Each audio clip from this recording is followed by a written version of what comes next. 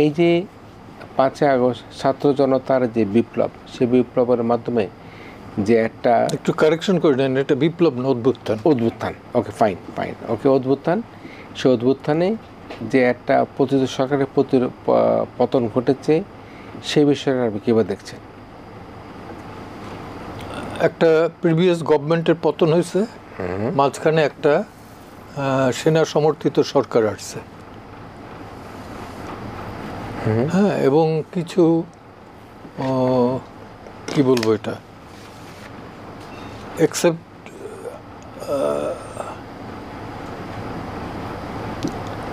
Doctor Yunus বাদে আপনি এই ক্যাবিনেটটার কথা চিন্তা করেন, কি এটার ওয়েট কতটুকু ক্যারি করে।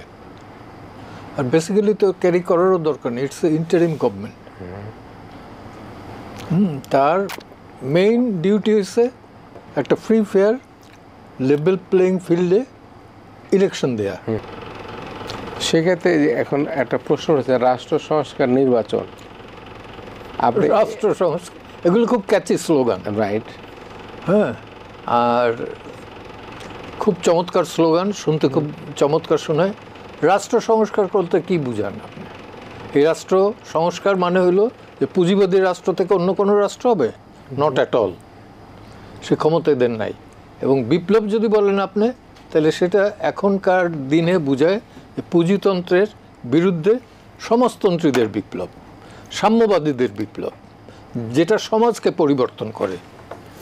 আদারওয়াইজ এটা বিপ্লব হয় না।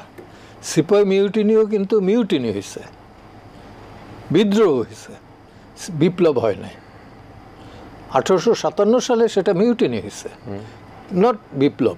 বিপ্লব হয়েছে অক্টোবরে রাশিয়াতে, বিপ্লব হয়েছে চায়নাতে, বিপ্লব হয়েছে কিউবাতে, বিপ্লব হয়েছে বলিভিয়াতে, বিপ্লব হয়েছে ভিয়েতনামে।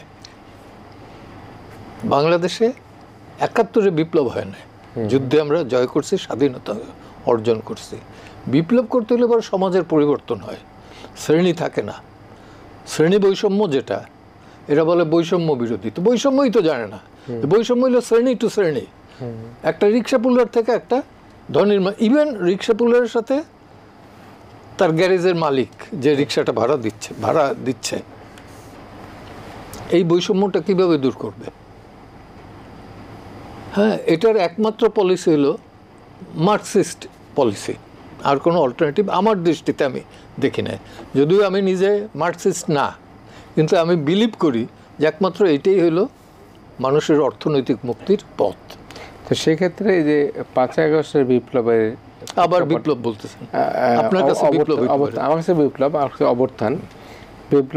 যেটাই হোক না কেন, এই যে 1,500 বা তার কাছাকাছি ছাত্র জনতার যে হত্যা হলো, সেটাকে যেটা বলে ফ্যাসিস্ট সরকার, আপনার কাছে কী সেটা আমি জানি না, সেটাকে আবার কীভাবে দেখছেন?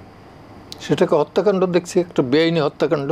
আপনি কি দেখেন না, এটার বিরুদ্ধে মামলা যখন চলতেছিল আমরাই দাঁড়িয়েছিলাম, এবং আমিই বলছিলাম যে 71-এ পাখানাদার বাহিনী এসে দরজায় নক করতো এবং বলতো, ঠক ঠক ঠক ঠক করে আওয়াজ হইতো, কে এখানে মুক্তি আছে কিনা।